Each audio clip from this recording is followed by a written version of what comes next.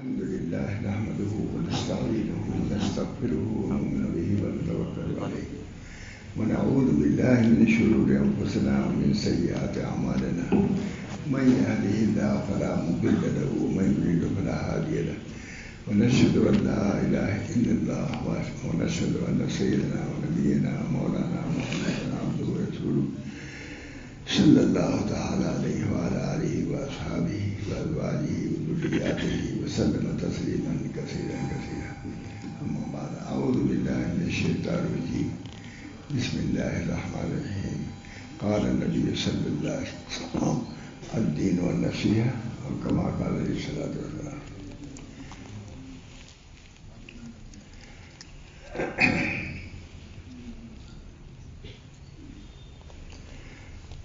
دوستو بزرگو عزیزو، الحمدللہ یہاں برابر وعظ و نصیحت کا سلسلہ جاری ہے، برابر ہوتا رہتا ہے. کبھی یہ بھی ہو جاتا ہے اچھا ہے اور اس سے راضی ہے. اللہ تعالی ہم سب لوگوں کو اس وعظ و نصیحت سے فائدہ پہنچائے، دینی نفع عطا فرمائے، یہ رسمی نہ ہو بلکہ حقیقی ہو. اس لیے میں زیادہ بول نہیں سکتا، صرف ایک حدیث میں نے پڑھی. بات ہے اے معلوم بطاعت اللہ، کسی بزرگ کا پورا اے معلوم بطاعت اللہ واتقوا معاصی اللہ ومروا اولادکم بامتثال الاوامر واجتناب النواہی ذلک وقاۃ لہم ولکم من النار. میرے دوستوں بزرگوں، وعظ و نصیحت انبیاء کا کام ہے، ان کی نیابت میں ہم کرتے ہیں. اصل کام وعظ کا نبی اکرم صلی اللہ علیہ وسلم اور صحابہ کا، ہم اسی کی اتباع میں، اس کی نقل میں اس کو جاری رکھنا چاہتے ہیں. اللہ تعالی ہم سب لوگوں کو وعظ کی حقیقت کو بھی سمجھنے کی توفیق عطا فرمائے. وعظ بہت سے ہوتے ہیں لیکن اس کا گناگون نفع جو نہیں ہو رہا ہے، تو اسی بنا پر جو طریقے سے ہونا چاہیے وہ نہیں ہو رہا ہے. اس بنا پر وعظ کہنے کے لیے علم کی بھی ضرورت ہے. قرآن حدیث کا علم ہو وہی وعظ کر سکتا ہے. دل میں اس کے گداز ہو، درد ہو، امت کی اصلاح کی فکر ہو، وہی وعظ کر سکتا ہے. ہر آدمی وعظ بھی نہیں کر سکتا. ہمارے بزرگان دین بڑے بڑے لوگ ہوئے ہیں، وعظ کہا لوگوں کو الٹ پڑ گئی، انقلاب آ گیا. اس بنا پر وعظ کہنے کے لیے بھی خود اپنی اصلاح کی بھی ضرورت ہے اور معلومات کی بھی ضرورت ہے. اللہ ہم سب کو اس کی توفیق مرحمت فرمائے. اتنے بچے ہیں، اچھا بڑے لوگ بھی ہیں، مجھے خوشی ہے. میرے ذہن میں بالکل نہیں کچھ تھا، لیکن اتنا میں کہہ رہا ہوں صرف اس داعیہ اور جذبے سے کہ تھوڑی سی بات بھی پہنچ جائے. اور جو بیان ہوا ہے اس کی نفی نہیں، پوری سنا بھی نہیں میں نے، یہ بہت اچھا ہی بیان ہوا ہے، اس کی نفی نہیں ہے. لیکن اب چونکہ ہم لوگ ہیں یہاں، اس بنا پر چاہتے ہیں کہ ایک اصول سے، قاعدے سے ہو. وعظ و بیان بھی ایک قاعدے سے، اصول سے، اعتدال کے ساتھ ہو. اللہ تعالی ہم سب لوگوں کو وعظ کہنے کا بھی ڈھنگ دے دیں. حضرت مولانا شاہ رسول اللہ صلی اللہ علیہ وسلم بہت عمدہ وعظ کہتے تھے، لیکن وعظ کا بالکل سلسلہ جاری نہیں فرمایا تھا. مجلس ہوتی تھی، کوئی کہتا تھا مجلس وادی تو ہے، مستقل مجلس کا کبھی ناکہ نہیں کرتے تھے. مجلس یہ داعیہ جذبہ پیدا ہو کہ ہم کو اپنی اصلاح کرنی ہے، تو بعد میں جائے گا تو اصلاح ہوگی، یہ نہیں کہ نہیں ہوگی. اس بنا پر مختصراً میں یہ عرض کر رہا ہوں کہ الحمدللہ یہ سلسلہ اتنے لوگ ہیں خوشی، لیکن مجھ کو ذرا بھی علم نہیں تھا. مجھ کو معلوم ہونا چاہیے تھا کہ یہاں کیا ہونے والا ہے کہ نہیں. بنیادی بات یہ بات ہے، سب سے بڑا ہے کہ مجھ کو معلوم ہونا چاہیے یہاں کیا ہوگا، کیا صورت. میں کچھ مصلحت بتاتا، کچھ رعایت بتاتا، کچھ سمجھ دیتا. یہ ہونا چاہیے.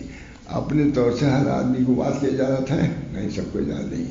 حضرت تھانوی کیا سب کو وعظ کی اجازت نہیں ہوتی تھی، آتے تھے. اس بنا پر بہرحال یہ مختصر سی بات میں بھی کہہ کے ختم ہی کرنا چاہتا ہوں. اللہ تعالیٰ مجھے بھی آپ لوگوں کے مواعظ سے نفع ہو، میں نے سنا بھی کچھ نفع ہو، اور واقعی دین پر آنے اور رہنے، اس کو سمجھنے کی توفیق ہو. اپنے اولاد کو بھی اس میں لگائیں. دین سننا سنانا بہت ضروری ہے مجھے. اللہ تعالیٰ مجھ کو بھی توفیق دے. آپ حضرات کو یہاں الحمدللہ روزانہ مجلس بھی ہوتی ہے, 1 گھنٹے قریب ہوتی ہے, کبھی ناکا نہیں ہوتا. سالہ سال سے ہو رہی ہے. کتنے لوگ آتے ہیں. اگر وعظ مقصود ہوتا ہے تو کبھی کبھی مجلس میں مس کر جاتے. ماشاء اللہ صاحب مستقل وعظ کھاتے رہ گئے. کتنے لوگ آتے تھے, کبھی کبھی آئے جاتے تھے. اس بنا پر وعظ کی حقیقت سمجھ جائیے. وعظ اس کو کہتے ہیں کہ جس سے اللہ تعالیٰ کی طرف توجہ ہو جائے, اپنی اصلاح کی فکر ہو جائے. اسی نیت سے وعظ کو بھی کہنا چاہیے اور اسی نیت سے سننے والوں کو بھی جاننا چاہیے ہے کہ وہ مطلب ہے وہاں جا کر کے اپنے مرض کا کوئی علاج ہم پائیں گے تو اس پر عمل کریں گے. اور کوئی کمی ہوگی تو اس کمی کو دور کریں گے. اللہ تعالیٰ ہم سب لوگوں کو وعظ کی حقیقت کو بھی سمجھنے کی توفیق دے اور وعظ پر عمل کرنے کی بھی توفیق مرحمت فرماتے تھے. بہت اب کتنی باتیں بتائیں گا, چونکہ میں شاہ رسول اللہ صاحب کہہ رہا, امام محمد احمد صاحب کہہ رہا, تو یہ سب چیزوں کی حقیقت بہت معلوم ہے. اس بنا پر ہر بات سے بھی میں راضی نہیں ہو سکتا. سب اس کی کہو کیا ضرورت ہے انسان کو, لوگوں کو کس چیز کی ضرورت ہے. اس وعظ کہتے ہیں ایسی چیز کہ وعظ امراض کے علاج کا نام ہے. امراض کے, اب باطنی امراض یا جو عام پھیلے ہوئے ہیں ان امراض کی اصلاح ہونی چاہیے. میں سنا ہے, سبھی سے میں سنا ہے, ایک بہت ہزاروں آدمی سے سن چکا ہوں. اللہ تعالیٰ مجھے بھی توفیق دے, صحیح بات کہنے کی توفیق دے اور تو عمل کرنے کی توفیق دے. میرے تمام بچوں کو توفیق دے. بات بہت بڑی کتابیں ویسی پڑھنے کی توفیق دے. کتابیں ہیں, کسی کتابیں لکھی جا رہی ہیں, لکھ رہے ہیں, عام لوگ لکھ رہے ہیں, لیکن ان کتابوں کو پیش نظر رکھنے کی ضرورت ہے. اسی اعتبار سے اپنی بھی تربیت کرنی چاہیے اور اپنے بچوں کو بھی تربیت کرنا چاہیے. بہرحال جو ہوا بہت ٹھیک ہوا, بہت اچھا ہوا, کوئی ناگواری بات نہیں ہے, لیکن اتنا کہنا میرے لیے ضروری تھا. اس بنا پر میں نے کہہ دیا. اب دعا کیجیے اللہ تعالیٰ مجھے بھی عمل کی توفیق ہو اور پورے مدرسے کو توفیق ہو, پورے خانقاہ کے لوگوں کی توفیق ہو اور پورے عالم کی توفیق ہو. اللہم الف بین قلوبنا واصلح ذات بیننا واہدنا سبل السلام ونجنا من الظلمات الى النور وجنبنا الفواحش ما ظهر منها وما بطن وبارك لنا في اسماعنا وابصارنا وقلوبنا وازواجنا وذرياتنا وتب علينا انك انت التواب الرحيم. اللہ تعالیٰ ان بات کے مجلس کو کارآمد بنا دے, مؤثر بنا دے کہ جو حضرات آئیں وہ اثر لے کے جائیں, اپنے اندر تبدیلی پیدا کرنے کا ذوق و شوق لے کر کے جائیں. ایسا وعد ہے, ایسی مجلس ہے. اللہ مجھے بھی توفیق دے, میرے اہل عیال کو بھی, میرے مدرسے کو, خانقاہ کو, سب کو اس کی ضرورت ہے. اللہ تعالیٰ ہم سب کو توفیق دے. وآخر دعوانا ان الحمدللہ رب العالمین.